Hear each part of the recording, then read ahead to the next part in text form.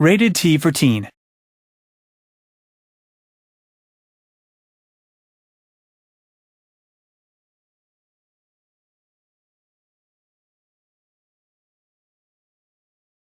At Ninja Theory, we always really pay particular attention to character, not just characters in the game, but also environments, the lighting, everything we try and give character to. Character's really important because it's the thing that draws you into the game. If you connect with your character, then you're in that place, in that emotion.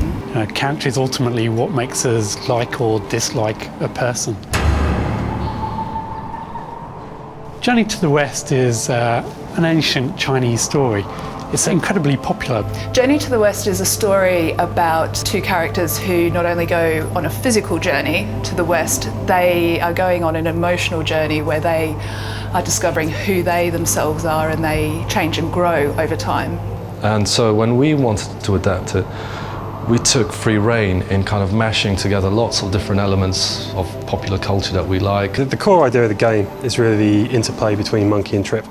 So we've got these two characters, Monkey, who's a strong, brutish character, and Trip, who's kind of weak, but she's very tech savvy. So she is stuck on this slave ship with Monkey, and she manages to escape, as does Monkey. And she decides to use this guy as a tool, a weapon, to help her get through this very dangerous land and get herself home. Monkey is a wild man, self-sufficient, standalone individual. It's kind of like Tarzan having a really bad day. Essentially, he doesn't need anybody. He's very dismissive of culture and looking after people because he's been hurt by it time and time again. Trip is the complete opposite to Monkey. She's always lived within a community of peaceful people. She's the brains of the couple, really. I mean, if you put yourself in Monkey's shoes, how would you feel if you were minding your own business, suddenly someone made you a slave, and then told you to do something you didn't want to do? She can choose whether he lives or whether he dies. How do I know you're coming back? You die, I die, right? Yeah. The performance capture with Andy Serkis is always a really great experience. Andy co-directed the performance capture, and I think Andy is undoubtedly one of the best character actors we have in the UK, or anywhere. He has a very particular way of warming everyone up. One of Andy's key skills is being able to actually make them relax and understand how it's not that different to a film production. The first morning when we got together, he said, right, everyone outside into the large area.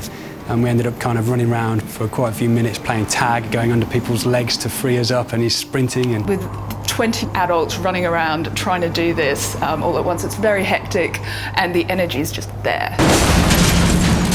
Alex Garland is a novelist and screenplay writer, and he's responsible for The Beach, 28 Days Later, Sunshine. I want to say the right thing about him because he's brilliant. Because we wanted the game to feel like a movie when you're playing it, we thought we've got to find a really great screenwriter. So when Alex came on board, it gave us an opportunity to work with someone who's a master of his craft in an area that we don't actually know a lot about. And so what he brought to the game was this amazing kind of almost directorial eye of how to tell a story. And he worked with us for 2 years on that, and we learned a hell of a lot from him. At a very high level, Enslaved was inspired by the Chinese story of A Journey to the West. But if we move below that, Enslaved is inspired by Ninja Theory's desire to make beautiful games, to create believable characters in beautiful settings, and give them really exciting situations to deal with.